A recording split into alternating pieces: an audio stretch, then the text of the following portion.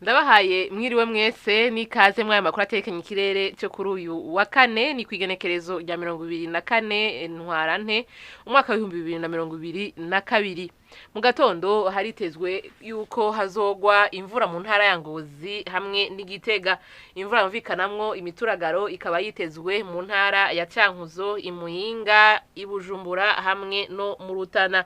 Ikirere kirimo ibicu vyinshi kikaba citezwe mu ntara ya Karuzi, mu Kayanza hamwe ni Muramvya. Ahasigaye hakazokwa kayizuba ririmo n'ibicu bike bike.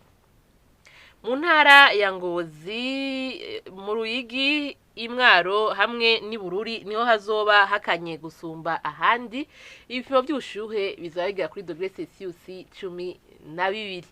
Ku muhingamo naho haritezwe yuko hazogwa imvura mu ntara ya Kayanza, Imuramvya, Imwaro hamwe n'Ibururi. Imvura yumvikanamwo imituragaro ikaba yitezwe mu ntara ya Cibitoke, Ibubanza, mu ntara ya Rumonge, Imakamba, mu Ruyigi eka no mu ntara ya Kirundo.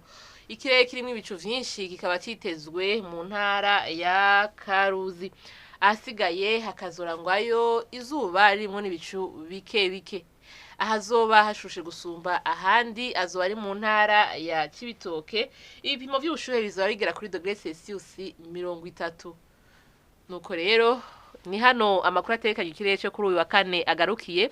Mwakoze mwese kuyatega amatwi naho ubutaha.